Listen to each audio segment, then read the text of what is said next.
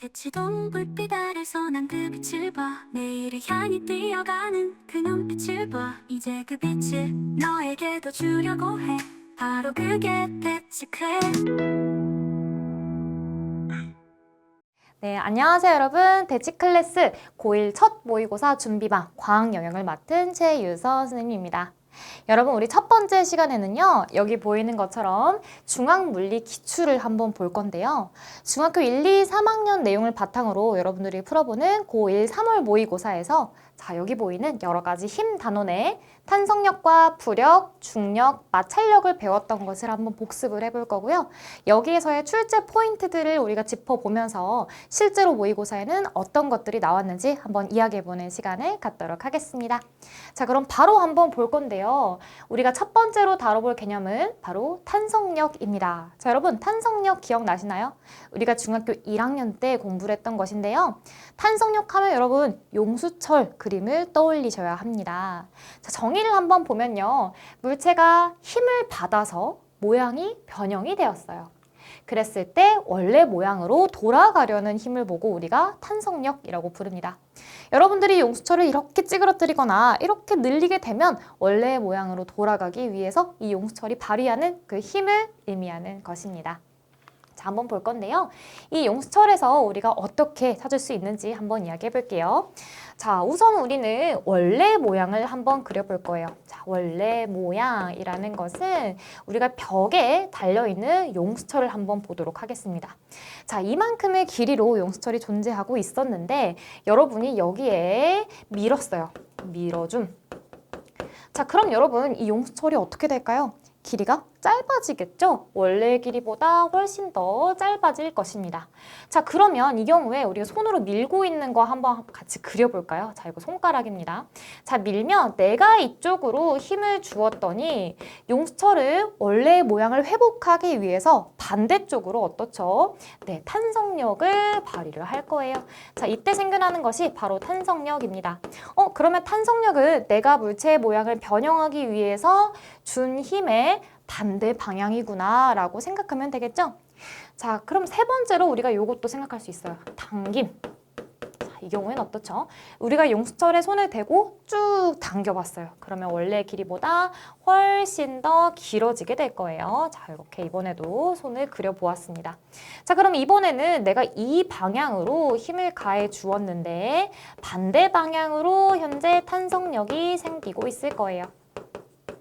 자, 그래서 우리가 여기에서 짚어볼 수 있는 게 무엇이냐면 탄성력이라는 것은 우선 내가 준 힘과 어떻죠? 반대 방향이에요. 내가 가한 힘의 방향과 반대다라고 기록을 해 주시고요.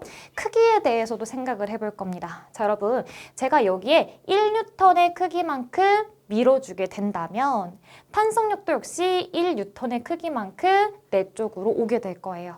자, 여기도 마찬가지인데 내가 만약 10N의 힘으로 당기게 된다면 이때 탄성력의 크기도 역시 10N이 될 겁니다.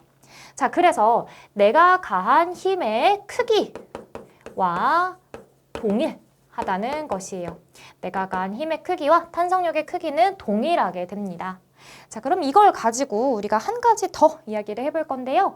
바로 이 탄성력을 이용해서 무게를 측정하는 방법입니다. 자, 여러분의 이 교과서가 만들어지기 위해서는요, 우리 국가에서 만들어낸 이 계획서라는 게 있습니다. 거기에서 반드시 이 탄성력이라는 개념을 가르칠 때 이걸 이용해서 무게를 측정하는 거 학생들이 할 수 있을 때까지 교과서를 만드세요 하는 부분이 있거든요. 그렇다 보니까 이 부분이 모의고사 문제로 많이 출제가 됩니다. 자, 여러분, 탄성력의 개념만 공부해서는 절대 우리가 문제를 맞출 수가 없어요. 탄성력을 가지고 무게를 측정하는 거 어떻게 하는가 여기까지 이해를 하셔야 됩니다. 자, 같이 한번 볼게요. 여러분도 선생님이 지금 그려놓은 것처럼 위에 네모 하나 그리시고 점선 이렇게 세 개를 한번 그려주시길 바라겠습니다. 자, 그러면 여기 우리가 뭘 그릴 거냐면요. 첫 번째는 아무것도 매달려 있지 않은 용수철을 한번 그려볼 거예요. 자, 첫 번째. 여기 이렇게 용수철을 그려볼 거예요. 우리가 이 용수철 끝에다가 무언가 물체를 달 것이기 때문에 여러분도 지금 보이는 것처럼 갈고리 모양 한번 만들어주세요. 그러면 여기부터 여기까지 우리가 지금 말하는 것이 용수철의 원래 길이라고 이야기를 할 수가 있겠죠. 자, 그런데 여기부터 우리가 물체를 매달기 시작합니다. 자, 첫 번째, 물체를 매달았더니 이 용수철이 쭉 내려와서 여기까지 길어졌어요. 물체가 여기에 이렇게 추의 형태로 달려 있습니다. 자, 두 번째는 또 뭘 할 거냐면요. 물체를 하나 더 달았는데 이번에는 용수철이 훨씬 더 늘어져서 여기까지 오게 된 거예요. 자, 물체가 이번엔 같은 물체로 두 개가 매달려 있는 다음과 같은 상태를 보도록 하겠습니다. 자, 여러분 여기에서 여러분이 생각하셔야 하는 것은 한번 무게를 적어줄 건데요. 여기 있는 추 하나가 10N짜리라고 합시다.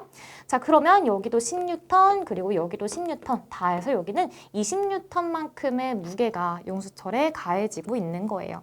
자, 그럼 여러분 이 경우에서 우리가 늘어난 길이를 한번 생각을 해볼 건데, 자, 늘어난 길이 여기부터 여기까지가 늘어난 길이에요. 늘어난 길이. 자, 그러면 이 늘어난 길이가 여기에서 10cm였다고 합시다. 자, 지금 비교해보면 용수철의 원래 길이에서 보다 늘어난 길이만큼만 따지고 있는 거예요. 자, 그러면 늘어난 길이가 10cm입니다. 그럼 여기 20N이 가해지고 있는 이 상황에서는 원래 길이보다 늘어난 길이가 얼마나 될까요? 네, 여러분들이 예상할 수 있다시피 20cm입니다. 자, 그래서 이러한 성질을 가지고 우리가 용수철 저울을 만드는 거예요. 얼마나 늘어나는지 이것을 계산을 해서 지금 매달려 있는 물체가 얼마나 무게가 되는지 이것을 측정하는 게 이 단원에서 아주 중요한 내용입니다. 자, 이걸요 우리가 그래프로도 한번 이야기를 해볼 건데, 그래프 지금 보이는 것처럼 가로축과 세로축 여러분도 기록을 해 주시고요. 이 가로축에다가는 추의 무게라고 적겠습니다. 추의 무게. 자, 그리고 세로축에 해당하는 늘어난 길이라고 적을게요. 자, 지금 왼쪽의 상황을 우리가 한번 표현을 해볼 건데요.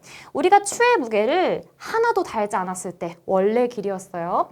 추의 무게가 0이라면 늘어난 길이는 있었나요? 당연히 늘어나지 않았죠. 그래서 여기는 늘어난 길이 역시 0이라서 여기에 점을 찍을 수가 있습니다.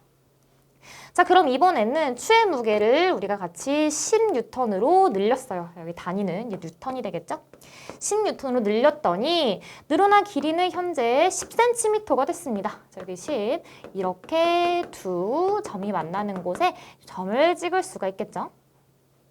자, 그 다음에는 추의 무게를 20N으로 늘려보았어요. 그랬더니 늘어난 길이 역시 어떻게 변했죠? 늘어난 길이도 20cm로 이렇게 늘어났습니다. 여기가 20만큼의 축으로 표시해 주시고 이렇게 연결 지을 수가 있겠죠.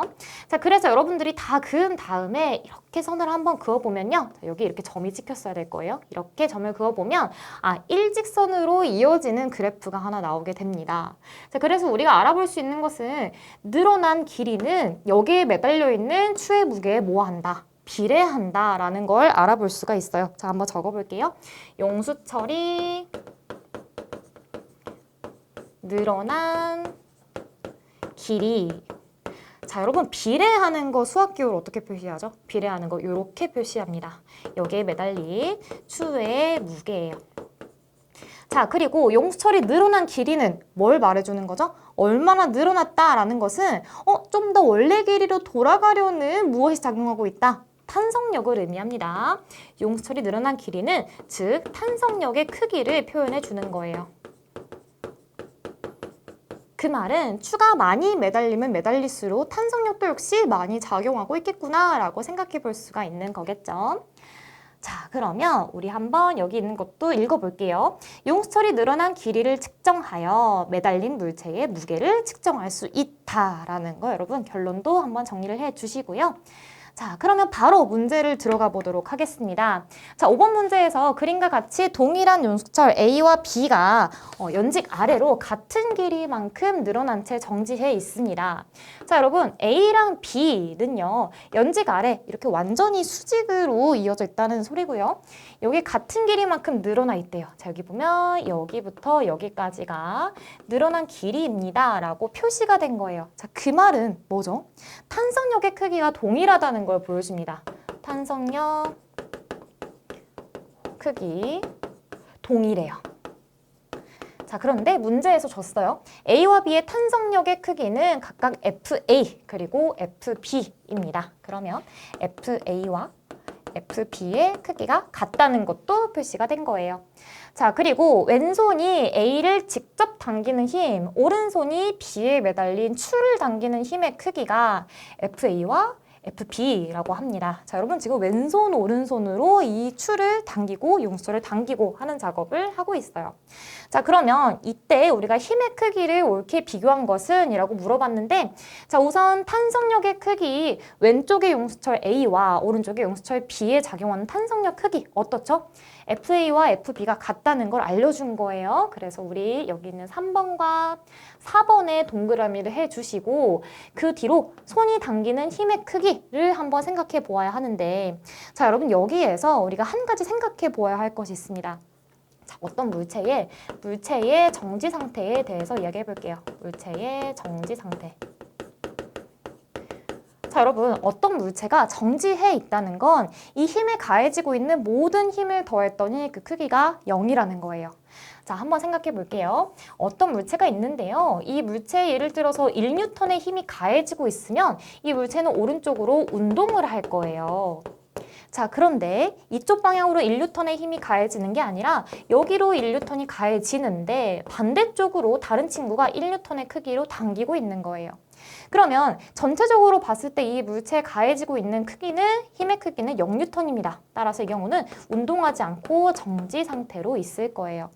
자, 이걸 보고 우리가 양쪽 힘이 동일하다고 하는 힘의 평형이라는 표현, 우리 고등학교 1학년 때 공부를 하게 될 것입니다. 자, 그러면 여기 지금 A와 B에서는 우리가 당기면서 쭉 움직이고 있는 상태가 아니라 멈춰져 있는 상태예요. 그 말은 윗방향으로 가해지고 있는 이러한 FA의 힘과 아래로 가해지고 있는 이 소문자 FA의 힘, 이 둘이 같다는 것을 의미하는 것입니다. 자, 여기 한번 적어볼게요. FA는 내가 가하고 있는 소문자 FA와 동일하게 되는 거예요. 자, 그런데 오른쪽의 상황을 보면 이 추라는 것이 껴 있습니다. 자, 여러분 추에는 무엇이 작용하죠? 추에는 중력이 작용을 합니다. 자, 추의 무게만큼 이제 중력이 작용을 하고 여기에 내가 더하고 있는 FB만큼의 크기가 작용하고 있는 거죠. 자, 이게 이제 FB의 크기와 같아지는 거예요. 자, 한번 써보면 FB는 이 추에 가해지고 있는 중력의 크기 더하기 내가 가하고 있는 FB와 같이 되겠습니다. 자, 그런데 우리 어떻죠? 이 대문자 FA와 대문자 FB 이 둘이 같다고 했으니까 이 소문자 FA, 소문자 FB의 크기는 누가 더 큰 것이 될까요? 당연히 여기 보이는 소문자 FA가 훨씬 크게 되겠죠.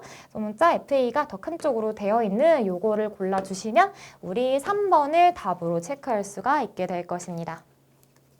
자, 그러면 이어서 6번 문제도 한번 보기 전에 6번이 아니죠. 부력 문제입니다. 자, 부력에 대해서 이야기를 해볼 건데요. 부력은 액체나 기체가 물체를 위로 밀어 올리는 힘이라고 여러분 공부하셨을 겁니다. 자, 이 부력은 액체 속에서 일어나는 상황이 우리에게 익숙하죠. 자, 한번 보면 물속에서 물체를 들면 공기 중에서보다 가볍게 느껴진다. 자, 여러분 한번 떠올려 보세요. 여러분이 이제 동생이 있다면 이런 경험이 있으실 거예요. 우리가 이 공기 중에서 물 바깥에서 동생을 업으면 굉장히 무거워요. 그런데 이 물속에 들어가게 되면 동생을 업었을 때 굉장히 가볍습니다. 자, 이것은 물이 동생을 들 수 있게 도와주는 현상이에요. 한번 봅시다. 자, 여기 공기중과 물이 있습니다. 자, 여기에서 우리는 부력의 크기를 한번 이야기를 해볼 건데요. 공기중에서의 무게에서 물속에서의 무게를 뺀 값이 됩니다. 자, 무슨 의미인지 한번 그림으로 나타내 볼게요. 자, 어떤 물체가 있는데, 자, 이 물체에다가 우리가 용수철 저울을 연결했어요.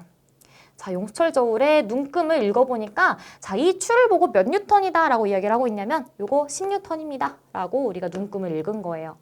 그러면 이 물체의 무게가 10뉴턴인 거죠. 그런데 이 물체를요, 물속에 이렇게 넣어봤습니다. 자, 물속에 넣었더니 어떤 일이 생길까요? 자, 여기에서도 우리가 용수철 저울이 있는데 용수철 저울이 이거는 2뉴턴이에요 라고 눈금이 가리키고 있는 거예요.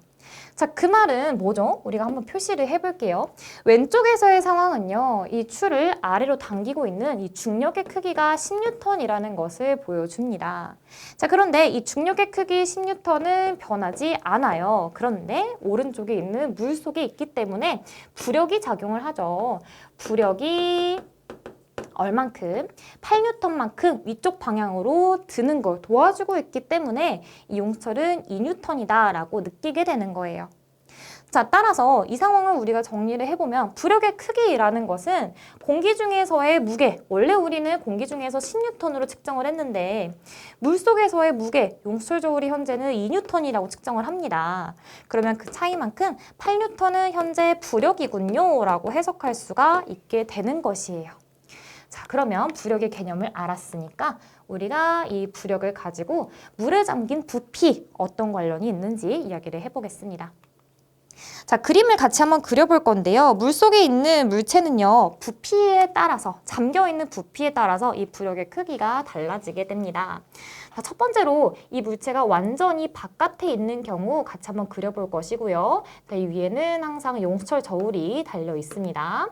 자, 그리고 두 번째는 이렇게 반만 걸쳐져 있는 경우에 우리가 또 용수철 저울에 눈금 읽어볼 것이고요. 세 번째는 물속에 완전히 잠겨있는 경우에 용수철 저울에 눈금을 한번 읽어볼 것이에요. 자, 그러면 아까 전에 봤던 것처럼 우리가 바깥에 완전히 나와 있을 때 눈금을 10뉴턴이다 라고 읽었다 라고 할게요. 자, 그러면 여러분 완전히 잠겨 있을 때 방금 전에 본 것과 마찬가지로 한번 표현해 봅시다. 2뉴턴이다 라고 읽고 있어요. 자, 그러면 지금 보이는 반만 잠겼을 때는 이것의 부력의 크기가 얼마나 될지 한번 생각을 해볼 겁니다. 자, 여러분 가장 오른쪽처럼 완전히 잠겼을 때 이 경우에 부력의 크기가 우리 아까 전에 8뉴턴인 거 계산을 했어요. 그렇죠? 그러면 지금처럼 반만 잠겼을 때 이 경우에는 부력의 크기도 절반이 됩니다. 자, 따라서 이 경우는 4뉴턴이 되는 거죠. 원래 물체의 무게가 10뉴턴인데 4뉴턴만큼 내가 도움을 받는다면 그랬을 때 이 물체는 6뉴턴의 크기만큼 용수철 저울에 읽힐 거예요. 따라서 우리가 여기에서 알 수 있는 건 뭐냐면 많이 잠기면 잠길수록 이 부력이 많이 가해져서 조금 더 힘을 많이 받게 될 것이다 라는 것입니다. 자, 여러분 우리 정리하기로 물체에 잠긴 부피가 커지면 부력의 크기는 커진다, 작아진다, 커진다 라고 정리할 수 있는 것이죠. 자, 그럼 한번 이야기를 해볼 건데요. 자, 2번 문제로 보도록 하겠습니다. 여기 나와 있는 것은 지금까지 공부한 탄성력과 부력 이 둘을 같이 조합해서 나온 문제예요. 자, 선생님이 지금 최근 5개년도의 모의고사 문제를 가지고 분석을 해봤는데 거기에 굉장히 자주 출제가 되는 주제입니다. 자, 어떻게 나오는지 한번 볼게요.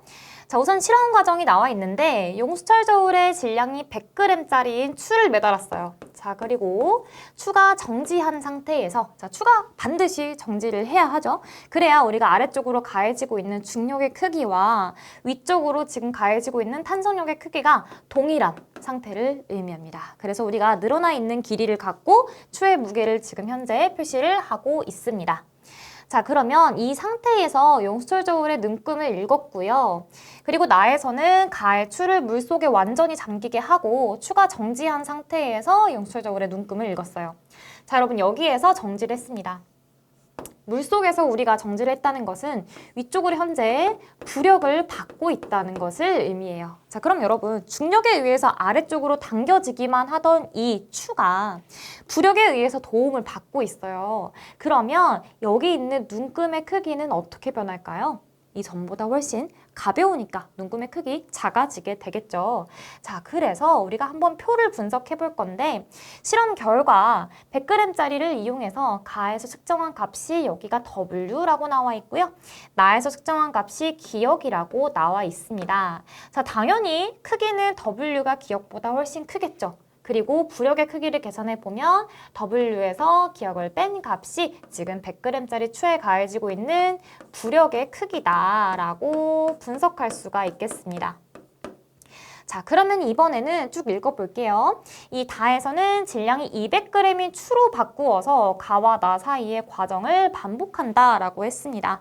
자, 그러면 우리 200g 표 이 색깔을 바꿔서 한번 분석해 봅시다. 자, 200g짜리 추를 매달았을 때에는 가해질 측정값이 니은으로 바뀌었어요. 자, 200g짜리 이렇게 그려주시고 이게 니은으로 측정이 되고요. 나에서의 측정값은 지금 현재 여기 이렇게 200g짜리로 바꾸니까 디귿이라고 측정이 되었죠. 그러면 같은 맥락에서 역시 니은에서 디귿을 뺀 값이 이 200g짜리의 부력의 크기가 되겠습니다. 자, 그럼 문제를 한번 읽어볼게요. 이에 대한 옳은 설명만을 보기 위해서 있는 대로 고른 것은 자, 기억에 기억과 디귿은 각각의 추에 작용하는 부력의 크기이다 라고 했는데요. 그렇지 않죠. 우리 부력의 크기는 원래 공기 중에서 잰 것에서 물속에서의 잰 이 무게를 빼주어야 부력의 크기가 됩니다. 그래서 기억은 틀리고요. 자, 그 다음 니은은 W이다 라고 했는데 자, 니은은 W이다? 자, 지금 니은이라는 것은요. 내가 200g짜리 추를 매달았을 때 가해지는 탄성력의 크기를 의미하는 거예요. 자, 여러분 한번 생각해 볼까요? 여기에 100g짜리 추에 아래로 가해지는 중력의 크기가 있습니다. 우리가 잠시 후에 이 크기 계산하는 것도 한번 복습해 볼 건데요. 이 크기가 있고 200g짜리 추에 아래로 가해지는 중력의 크기가 있을 거예요. 자, 둘 중에 무엇의 크기가 더 클까요? 당연히 오른쪽에 있는 중력의 크기가 더 큽니다. 자, 그런데 여기에 위쪽 방향으로 현재 탄성력이 작용을 하고 있죠. 자, 이 탄성력, 이 추가 정지해 있는 상태이기 때문에 중력의 크기와 탄성력의 크기가 동일합니다. 그렇죠? 자, 여기도 중력의 크기가 아래쪽으로 작용을 하고 있습니다. 자, 화살표 더 길게 그려야 과학적으로 맞는 설명이겠죠? 자, 위쪽 방향으로도 그러면 탄성력이 작용을 할 건데 탄성력 여기도 아랫방향 중력과 이 크기가 동일하게 될 거예요. 자, 그러면 여기 니은이라는 것은 위쪽 방향으로 가해지고 있는 이 탄성력의 크기를 의미하는 것이고 W는 여기 보이는 이 탄성력을 의미하는 것입니다. 자, 둘이 같을까요? 아니죠. 여기 보이는 니은이 훨씬 크게 될 거예요. 자, 따라서 틀리고요. 자, 디귿은 니은보다 작다라고 합니다. 자, 디귿은 지금 뭐냐면 이 물속에서의 측정되는 무게고요. 니은은요, 공기 중에서 측정되는 무게입니다. 더 가벼워진 디귿이 더 작겠죠? 맞고요. 우리는 2번을 답으로 체크할 수가 있겠습니다. 자, 넘어가서 이번에는 우리 4번 문제를 보도록 하겠습니다. 4번, 그림 가는 용수철 저울에 매달린 추가 물의 절반 정도 잠긴 채 정지해 있는 모습, 그리고 나는 가의 추가 물에 완전히 잠긴 채 정지해 있는 모습을 나타낸 것입니다. 자, 여러분 이 경우에는 나에서가 가에서보다 크기가 큰 힘만을 고르라고 하였어요. 자, 우선 여러분 이 상황 우리 공부할 때 이야기했었죠. 둘 중에 부력은 누가 더 크죠? 네, 부력은 나가 훨씬 큽니다. 어떻게 알죠? 물에 잠겨있는 부피가 크면 클수록 부력은 크다라고 공부했기 때문이죠. 자, 여기 볼게요. 일단 우리 기억에 추에 작용하는 중력부터 한번 이야기를 해봅시다. 자, 여러분 이 중력이라는 것은 이 물체의 질량이 크면 클수록 커집니다. 자, 한번 적어볼게요. 중력은 물체의 질량이 클수록 커집니다. 자, 왜냐하면 우리가 잠시 후에 정리할 건데요. 한번 먼저 적어둘게요. 물체의 질량에다가 물체의 질량에다가 중력가속도 상수 9.8을 곱한 것이기 때문이에요. 그래서 이 물체가 바뀌지 않는다면 계속해서 중력의 크기는 일정합니다. 이것이 공기 중에 있든 물속으로 들어가든 중력의 크기는 일정해요. 자, 중력의 크기 한번 그럼 표시를 해볼게요. 아래로 가해지고 있는 것이 중력의 크기고요. 여기서도 역시 아래로 같은 크기로 중력의 크기가 동일하게 가해지고 있습니다. 자, 그러면 기억은 아니죠? 지금 우리가 궁금한 것은 나에서 더 큰 것을 찾고 있는 거예요. 자, 그리고 니은, 추에 작용하는 부력을 볼 거예요. 자, 부력의 크기 한번 봅시다. 부력은 파란색으로 표시해 보려고 하는데요. 가에서도 반 정도 잠겨 있기 때문에 위쪽 방향으로 부력이 작용을 할 거예요. 자, 그런데 나에서는 보니까 훨씬 더 많이 잠겨 있죠? 이 왼쪽에서보다 부력이 훨씬 더 크게 작용을 할 것입니다. 자, 그래서 이 니은은 맞죠? 추에 작용하는 부력은 잠긴 부피가 클수록 부력은 커지게 되기 때문이에요. 자, 디귿을 볼게요. 용수철 저울로 측정한 힘을 보겠습니다. 자, 용수철 저울로 측정한 힘, 다른 말로 이거 탄성력을 의미하는 것이죠. 지금 탄성력은 누가 더 큰가라는 거예요.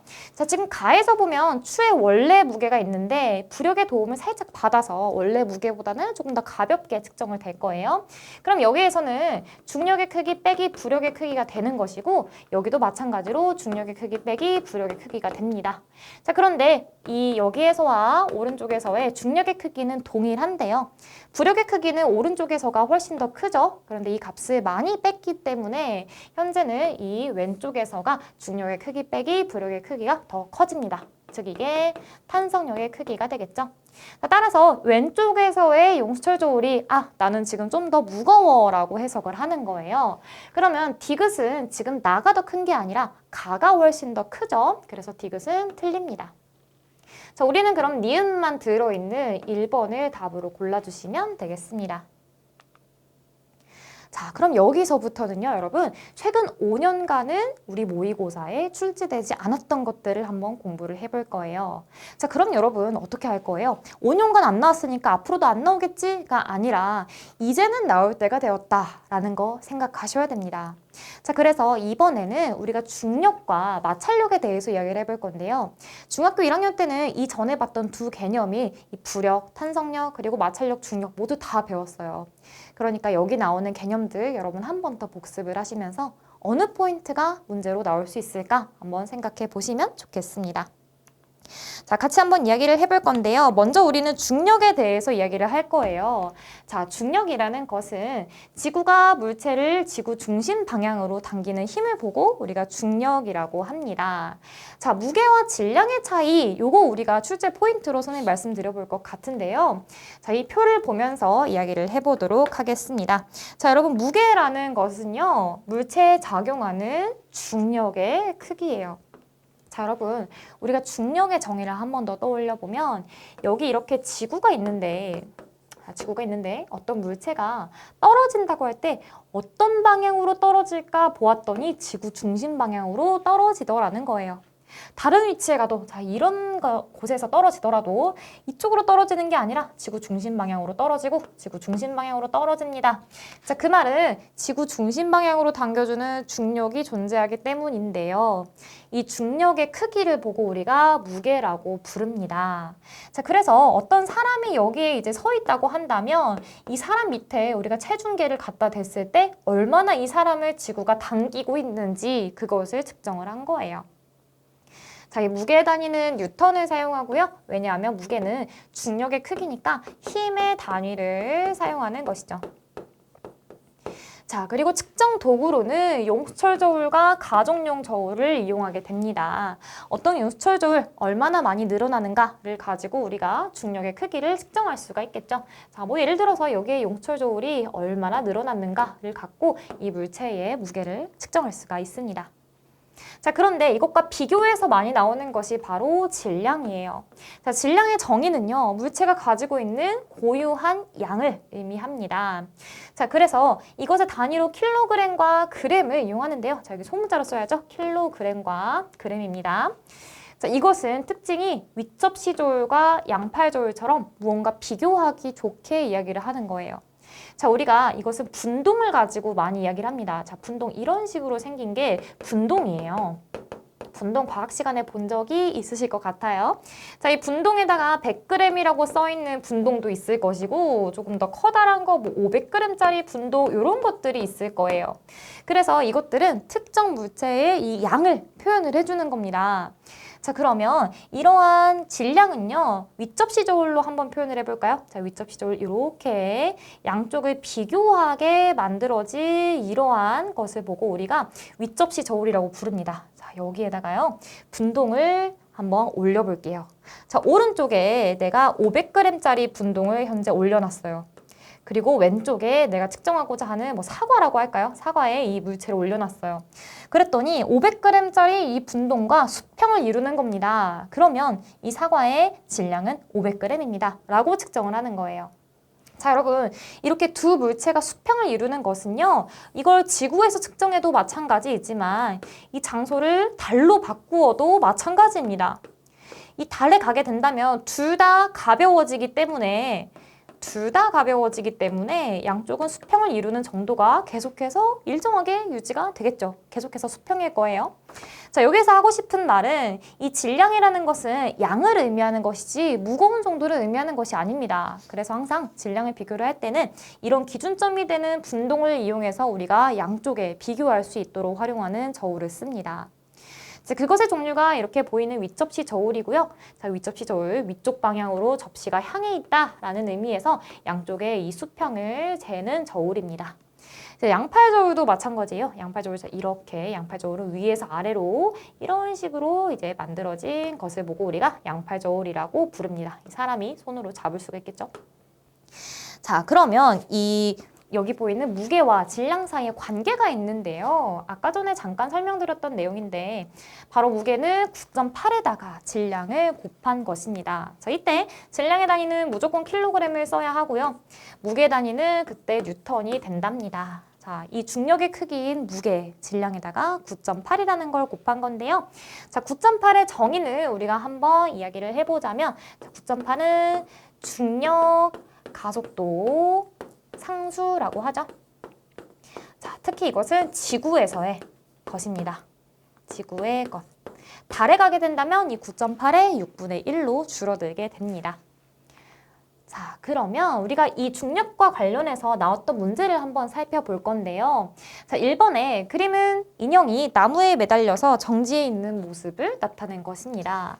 자, 이에 대한 옳은 설명만을 보기에서 있는 대로 고른 것은? 이라고 했는데, 자, 읽어보기 전에 여러분들 이거 분석이 되는지 한번 생각해 볼게요. 자, 이 곰인형이 있어요. 이 곰인형은 이 아랫방향, 즉 지구 중심 방향으로 가해지는 힘을 받고 있습니다. 뭐죠? 네, 아랫방향으로 현재 중력을 받고 있고요. 위쪽 방향으로는 실이 당기는 힘을 받고 있을 거예요. 자, 그때 이 중력의 크기와 실에 잡아당기는 힘의 크기, 이 둘이 동일하기 때문에 곰인형은 멈춰 있는 거예요. 둘 중에 하나가 더 크다면, 예를 들어서 중력이 더 크다면 이 곰인형은 아래로 내려가고 있을 거예요. 자, 따라서 이 곰인형에 가해지고 있는 모든 힘의 합은 어떻죠?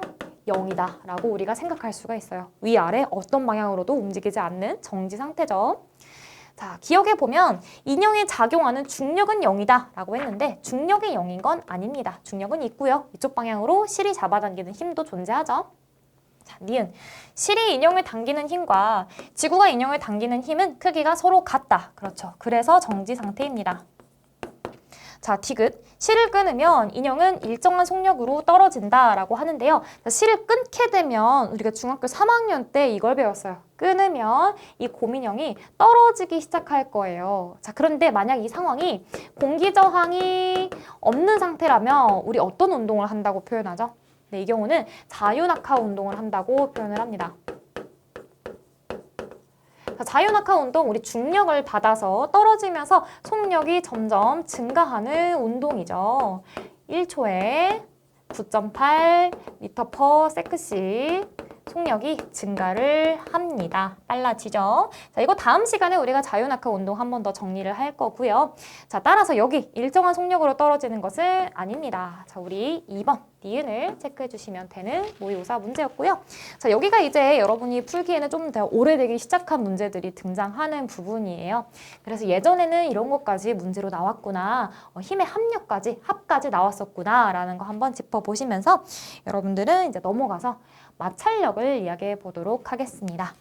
자, 마찰력 우리가 뭐라고 공부했었냐면 일단 두 물체가 접촉을 해야 됩니다. 자, 접촉. 닿지 않으면 마찰력은 작용하지 않아요. 접촉했을 때 물체의 운동을 방해하는 힘이에요. 자, 내가 이쪽 방향으로 움직이고 싶어. 이걸 방해하는 그러한 힘입니다. 자, 볼게요. 정지 상태의 것을 우리가 먼저 분석을 한번 해볼 거예요. 자, 여러분 정지 상태에서는 두 가지의 이 힘을 그려주도록 하겠습니다. 자, 우선 첫 번째, 물체가 아래로 떨어지려는 힘이 있어요. 떨어지려는 힘. 자, 이것은 정확하게 말하면 여러분들이 고등학생이 되어서 이제 힘을 분석하면서 좀 이야기를 할 건데요. 중력이 아래 방향으로 작용하는 것이 힘의 크기를 쪼개어서 이 빗면 방향만 살펴보고 있는 거예요. 아래로 떨어지려는 힘이 있습니다. 자, 그런데 이것은 현재 이 빗면과 어떻죠? 지금 뭐 하고 있죠? 네, 접촉을 하고 있어요. 접촉을 하고 있으면 어떤 특정 힘이 작용을 하죠. 무슨 힘인가요? 네, 바로 마찰력입니다. 마찰력이 이것을 방해하는 방향으로 작용을 하고 있겠죠. 자, 그런데 정지 상태에서의 특징은 뭐냐면 이 물체에 가해지고 있는 힘의 총합이 뭐다? 0이라는 거예요. 그래서 이 물체를 떨어지게 하려는 힘과 위쪽 방향으로 이걸 방해하려는 힘의 크기가 어떻다? 동일하다라는 거예요. 자, 이 둘의 크기가 동일합니다. 자, 그런데 중요한 건 오른쪽에서 운동하고 있는 상태예요. 자, 지금 이 물체는 아래쪽으로 뭐 속력 예를 들면 뭐 1m/s로 움직이고 있는 그런 상황이에요. 움직이고 있습니다. 자, 이 상황은 우리가 뭐라고 분석할 수 있냐면 아래쪽으로 떨어지려는 힘이 있어요. 자, 이거 정확하게 그리면 왼쪽에서보다 훨씬 더 기울어져 있기 때문에 이 크기가 커졌습니다. 떨어지려는 힘.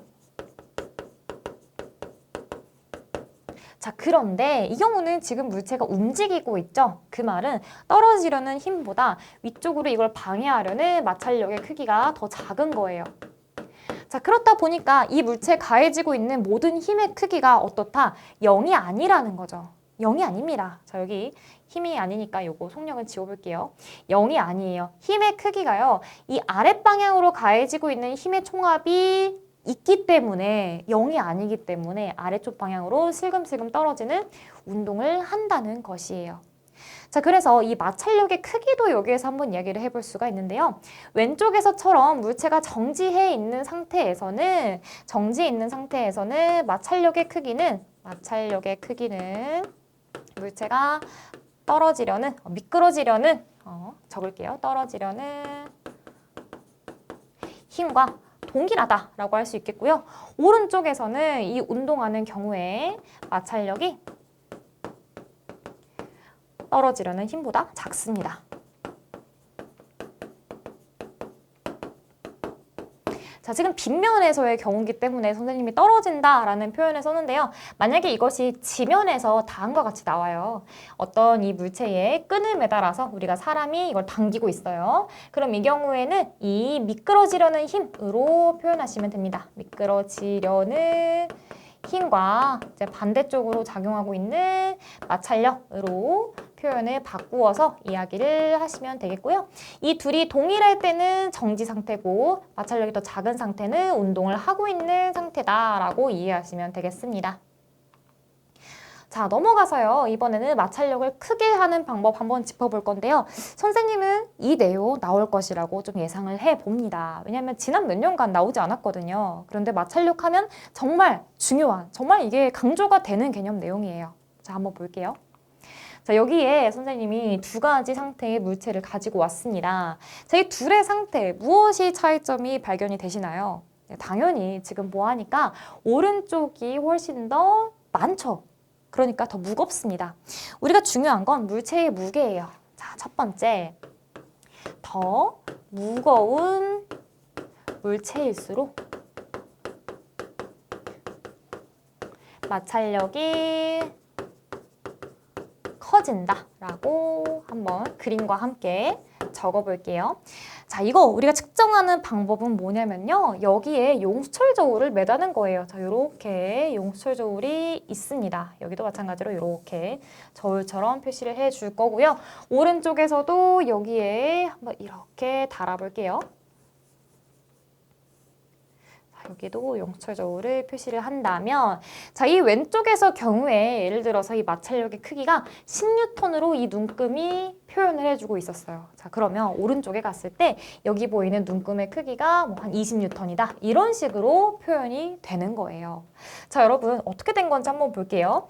지금 여기 왼쪽에 보이는 것처럼 이 아랫면에는 접촉을 하고 있을 거예요. 접촉면에서의 마찰력의 크기가 존재를 할 건데 오른쪽에서처럼 접촉이 있는 경우 우리가 무거운 물체의 경우에는 마찰력이 커집니다. 자, 이렇게 커지게 되면서 이 경우는 우리가 더 센 힘을 주어야 이 물체를 당길 수가 있게 되는 거예요. 자, 두 번째로는 다음과 같은 것입니다. 여기 보이는 검정색, 이거 우리가 사포를 의미하기 위해서 자, 위쪽으로 적을게요. 이거 이 사포를 표현하기 위해서 검정색으로 표현을 한 거고요. 자, 두 번째, 더 거친 면일수록입니다. 접촉면이 더 거칠수록 이라고 적을게요. 접촉면이 더 거칠수록 마찰력이 커집니다.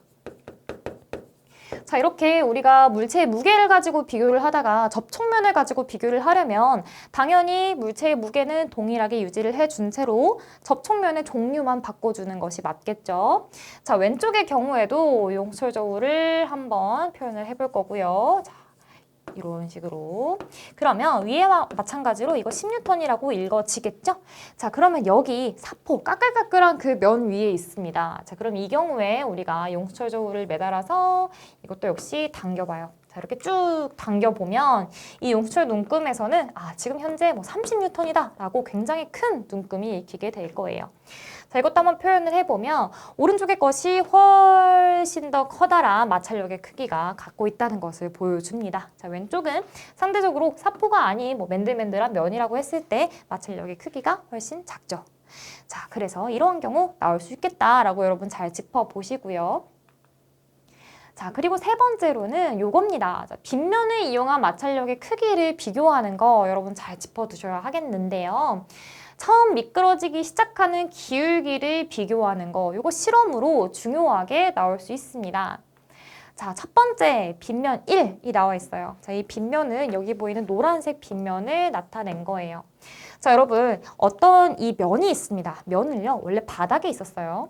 여기 이렇게 바닥에 있었는데 제가 이 면을 잡고 노란색의 각도까지 이렇게 들어 올린 거예요. 자, 그러면 들어 올리는 동안에 계속해서 위에 있는 나무 물체는 안 미끄러지다가 이 각도가 되었을 때 처음 미끄러지기 시작하는 거예요. 자, 하나 더 해볼게요. 오른쪽도 마찬가지로 빗면 2가 등장할 건데 자, 이거 역시 이제 초록색 원래는 이렇게 수평한 면에 있었을 것입니다. 근데 선생님이 이걸 이렇게 쭉 들었을 때 계속 안 미끄러지다가 이만큼 들어 올렸을 때 이것도 역시 미끄러지기 시작해요. 자, 그럼 여러분 한번 생각해 보세요. 이 빗면 1과 2 중에 마찰력이 더 크게 작용하고 있는 건 어딜까요? 그렇죠, 여러분. 우리가 계속해서 올리는 동안에도 자꾸 안 미끄러지고 있었다는 것이니까 이 오른쪽의 경우가 훨씬 마찰력이 크게 해당이 될 것입니다. 자, 한번 그림으로 표시를 해볼게요. 다 지우고 이 물체의 미끄러지려는 힘과 마찰력 둘을 한번 표현을 해볼 거예요. 자, 여기 이 각도에서는 미끄러지려는 힘이 있을 것이고, 그리고 이 크기가 마찰력의 크기와 같아지는 순간 출발입니다. 자, 같아지다가 조금이라도 이 왼쪽이 미끄러지는 힘이 마찰력보다 커지는 순간에 미끄러지기 시작할 거예요. 자, 여기도 마찬가지예요. 여기도 미끄러지려는 힘이 존재를 할 거예요. 미끄러지려는 힘이 존재를 할 건데 이 경우도 역시 마찰력의 크기가 훨씬 더 큽니다. 마찰력. 이 힘보다 조금이라도 커지는 순간 이 물체는 운동하기 시작할 거예요. 자, 따라서 지금 많이 기울었다는 것은 미끄러지려는 힘이 좀 더 커졌다는 것을 의미하는데 따라서 오른쪽이 마찰력이 좀 더 세게 작용하는 빗면이구나 라고 우리가 해석할 수가 있습니다. 자, 이거 여러분 많은 교과서에서 이 각도를 실제로 측정하는 걸로 나오는데요. 이 각도, 뭐 예를 들면 여기가 70도예요. 그리고 여기는 어떻죠? 여기는 한 30도라고 합시다. 그래서 지금 보이는 이 각이 크면 클수록 잘 안 미끄러진다는 것이니까 마찰력이 크다는 것을 의미합니다. 자, 그럼 한번 적어볼까요? 처음 미끄러지기 시작하는 각이 클수록 마찰력이 큰 면이에요.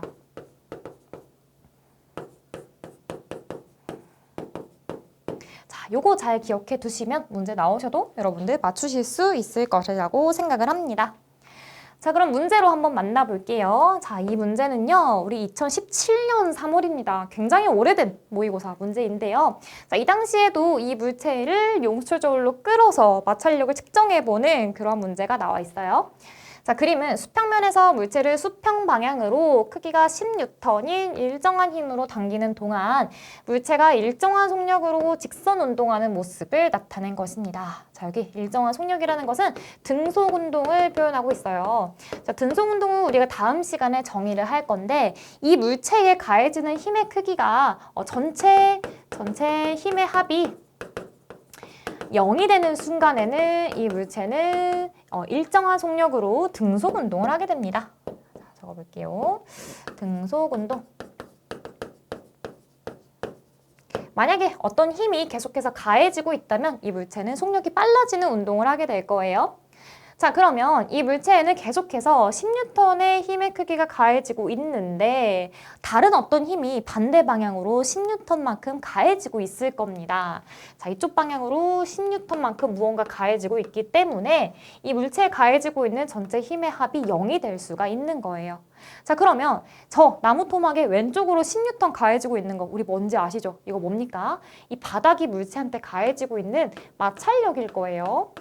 자, 그러면 여기 나와 있는 이 그림은요, 마찰력과 탄성력의 싸움이죠. 이 둘이 지금 어떤 거예요? 마찰력과 탄성력이 동일하다라는 것을 보여주고 있는 그림입니다. 자, 그러면 물체에 작용하는 알짜 힘이라는 표현이 나왔는데 이거 여러분 지금 현 교육과정에서는 빠졌어요. 현 교육과정의 용어는 아닙니다. 그런데 선생님이 계속 이야기하고 있는 요거 전체 힘의 합을 보고 우리가 알짜 힘이라고 해요. 알짜 힘. 이 물체에 가해지고 있는 전체 힘의 합을 보고 알짜 힘이라고 합니다. 자, 이것의 크기, 지금 일정한 속력이라는 것은 이 크기가 어떻다? 0이다라는 거예요. 그리고 바닥이 물체에 작용하는 마찰력의 크기, 어떻죠? 이 합이 0이 되기 위해서는 마찰력이 반대 방향으로 10N만큼 가해지고 있어야겠죠? 자, 2번을 골라주시면 되겠습니다. 네, 여기까지 해서 우리가 첫 번째 모의고사 대비 강의를 마쳐보도록 할 건데요. 자, 여러분이 여기에서 정말 모의고사 내가 다 맞고 싶다라는 욕심이 있으신 분들은 선생님이 오늘 여러분한테 몇 가지 개념들 짚어드렸어요. 그리고 여기에서의 출제 포인트 이렇게 나올 수 있습니다라는 거 개념 좀 짚어드렸는데 자, 탄성력과 부력, 중력, 마찰력 이렇게 네 가지를 공부했죠. 이걸 활용해서 여러분들이 직접 예상 문제를 만들어 보는 거예요. 자, 이거 선생님이 중고등학생 이제 친구들한테 많이 추천을 하는 부분이고 선생님도 역시 수능 공부를 할 때 많이 했던 부분입니다. 내가 공부한 이 개념이 어떻게 문제로 나올 수 있을까 고민하고 간단한 문제만 출제해 보아도요. 정말 그 문제가 모의고사에 나옵니다, 여러분. 한번 만들어서 우리 우수한 문제 이 Q&A 게시판에다가 한번 올려주세요. Q&A 게시판에 업로드를 해주세요. 그러면 선생님이 이 중에 우수한 문제가 있었다라고 하면 다른 친구들 인강생과 같이 들을 수 있도록 공유도 해드리고 칭찬의 댓글을 남겨드리도록 하겠습니다. 그리고 조금 더 고쳤으면 좋겠다 하는 방향도 말씀을 드려볼게요. 그럼 여러분들의 많은 참여 부탁드리면서 여러분들의 1등급까지 향하는 그날 같이 가보도록 하겠습니다. 너무 고생 많으셨고요. 그럼 우리는 다음 시간에 만날게요. 안녕.